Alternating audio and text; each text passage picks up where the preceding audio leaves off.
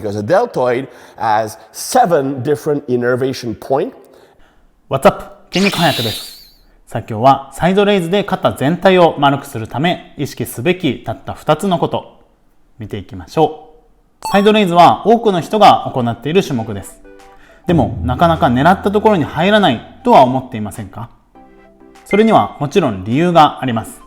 今回はそのことについてクリスチャンさんが教えてくれています。どんな理由があるのでしょうか？早速見ていきましょう。どうぞ。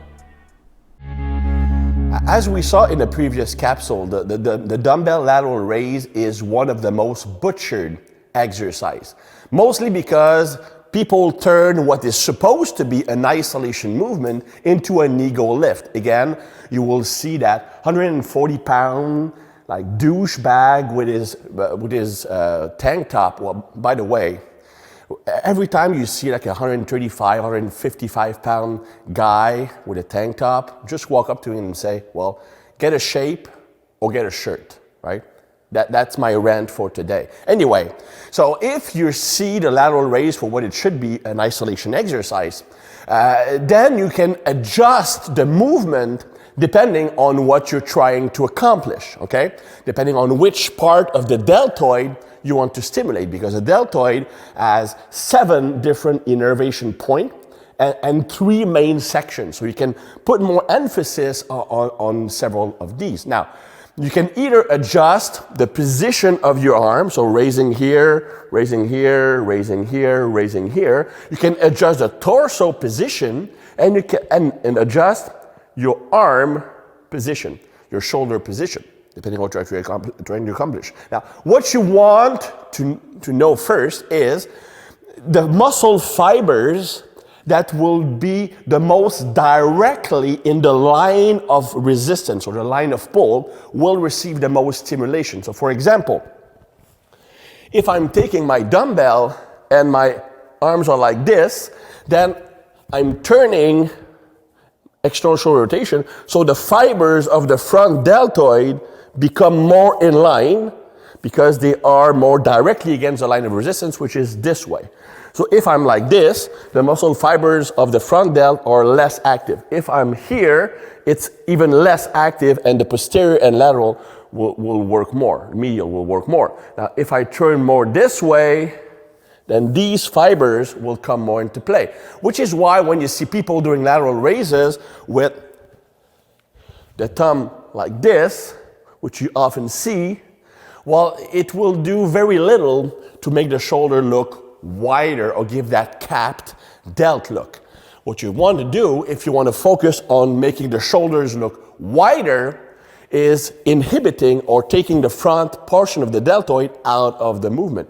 So either staying perfectly like supinated, like pronated like this, or you go even more into rotation to take these fibers out of the movement. Okay, so that's the first thing you can consider.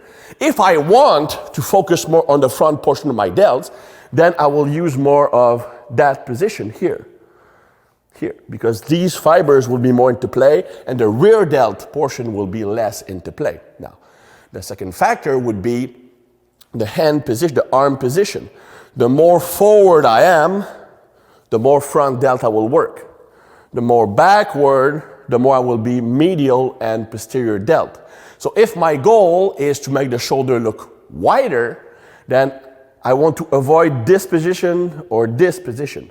It's either here or even here, depending on what I want to accomplish. Now, if I want to work the front portion of the deltoid, here or here, and with that position here, remember, if I go here, more interior, here, even more here, because the posterior is taken completely out of the movement. So these are some of the adjustments you can make. Now you can also adjust the torso position. If I'm going more this way,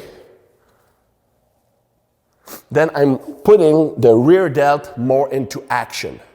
If I'm going more here, then I'm taking that out, and this will work more. So if you want to maximize shoulder width, you can go here, slight angle, not pronounced, just slight, here. this is the position where the medial delt will work the most. If I want to emphasize more front delt, I go here, shoulder, and slightly back. Or with a barbell. This is what gets that muscle part working the hardest. If I want to use a lateral raise to work more posterior while also making the shoulder wider, then I will go bend forward and arm here. You can actually feel the rear delt contracting here, that line of pull. So these are the modifications you can make to hit various portions of the delta with a simple movement like a dumbbell lateral raise. Now, if you're doing that movement with too much weight because your ego dictates it, there's no way you can isolate these portions because you will have compensation mechanism. So remember, the lateral raise is a movement that should be done to isolate the muscle, learn to contract that muscle, not to use the biggest weights possible. Only increase the weight if you can maintain that wide angle and feeling the contraction, not swinging and not compensating with a trap. さあ、いかがでしたでしょうか？筋繊維の走行と負荷の直線を合わせる。腕の角度や体の角度で調整をする。とのことでした。肩を丸くするためにはもちろん全部も捨てがたいんですが、よりチューブや後部を鍛えていった方が丸く見えます。なので自分の今の状況に合わせてより丸く見えるための角度を選んでサイドレイズをしてみましょう。また筋繊維の向きがよくイメージできないっていう人はこちらの動画を見てイメージをつけてみてください。概要欄にリンクは貼ってあります。みんなはどんなサイドレイズが好きですか？コメント欄で教えてください。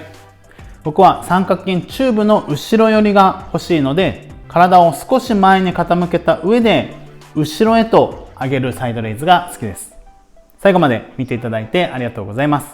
セカンドチャンネルのおかずわまんチャンネルでは実際に僕が海外の情報を発信しているので概要欄から合わせてみてみてください。ではまた。I won't look back when you're around. I won't think twice when you're gone. Don't hesitate to call me back. 'Cause I won't